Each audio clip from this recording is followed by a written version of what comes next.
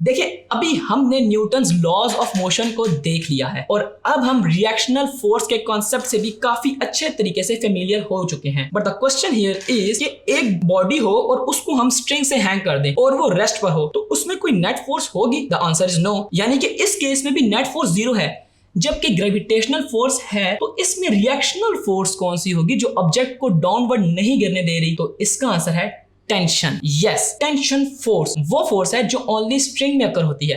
देखें, इसको सिंपल बनाने के लिए आपको कुछ अजम्पशन लेके स्ट्रिंग या फिर रोप का मास जीरो है और वो मास के बढ़ने से ब्रेक नहीं होगा। जितना बॉडी का वेट डाउनवर्ड होगा उतना ही बॉडी के अपर डायरेक्शन में टेंशन फोर्स लगेगी। यानी कि टेंशन फोर्स भी कोई फिक्स्ड फोर्स नहीं। आई मीन अगर उस ऑब्जेक्ट का वेट 5 न्यूटन है तो उस रोप में टेंशन फोर्स भी 5 न्यूटन होगी। एंड जस्ट लाइक दैट, अगर हम वेट बढ़ाते गए तो टेंशन भी साइमल्टेनियसली इंक्रीज होती जाएगी। अब हम टेंशन इन द स्ट्रिंग को दो केसेस की हेल्प से स्टडी करते हैं। Number 1, vertical motion of the two bodies attached to the ends of the string that passes over a frictionless pulley. ये बहुत आसान टॉपिक है, अगर आप इसको अटेंटिव होकर सुनेंगे तो ये आप इजीली इसके कॉन्सेप्ट पर ग्रिप कर लेंगे। तो आइए चले स्टार्ट करते हैं। इसमें भी हर बार की तरह अजम्पशन लेंगे कि फर्स्ट आप एक एटवुड मशीन को कंसीडर करें। आप देखें कि एटवुड मशीन बस एक फ्रिक्शनलेस पुली के ऊपर दो अनइक्वल मैसेज को हैंग किया हुआ है। अच्छा, बोर्ड एग्जाम में एक क्वेश्चन आता है कि व्हाट इज एटवुड मशीन? तो आपने इसी ऑपरेटर्स को जो आपकी स्क्रीन पर आ रहा है इसकी कंस्ट्रक्शन एक्सप्लेन करते हुए ये बता देना है कि it is used to find acceleration due to gravity. आए अब हम इस स्ट्रिंग में प्रेजेंट टेंशन और एक्सेलरेशन को फाइंड करते हैं। जैसा कि मैंने बताया कि दोनों मैसेज अनइक्वल हैं, हम अज्यूम कर रहे हैं कि बॉक्स ए जो कि M1 है is larger than B and B को हमने M2 से लेबल किया है एंड पुली इज फ्रिक्शनलेस, तो ये A वाला बॉक्स डाउनवर्ड जाना शुरू हो जाएगा एंड B वाला अपवर्ड।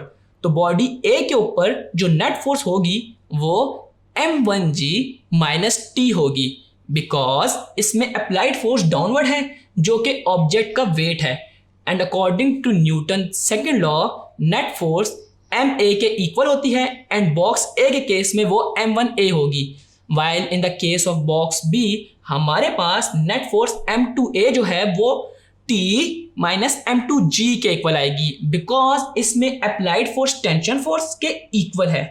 और अब अगर मैं इन दोनों इक्वेशंस को आपस में ऐड कर दूं तो मुझे A is equal to M1 minus M2 over M1 plus M2 times G मिलेगा। और अगर इन दोनों को डिवाइड कर दूं तो मुझे T is equal to 2M1 M2 over M1 plus M2 times G मिलेगा।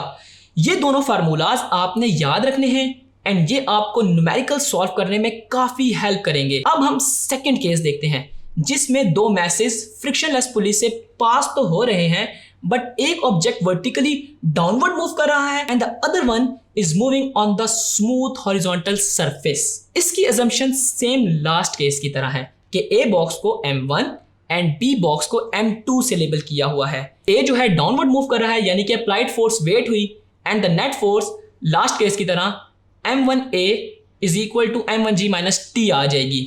बट इसमें बॉडी B पर लगने वाली फोर्सेस क्वाइट डिफरेंट होंगी। देखें, इसमें वेट तो downward but upward force tension नहीं बल्कि नॉर्मल रिएक्शन फोर्स है। इसमें टेंशन फोर्स T जो है वो बॉडी को over the horizontal smooth surface पर मूव करवा रही है। तो टेंशन हमारे पास T is equal to M2A आ जाएगी जो, और अगर इन दोनों इक्वेशंस को ऐड कर दूं तो acceleration is equal to M1 over M1 plus M2 times G and putting the values of A in this equation तो हमारे पास tension force T is equal to M1 M2 over M1 plus M2 times G आएगी।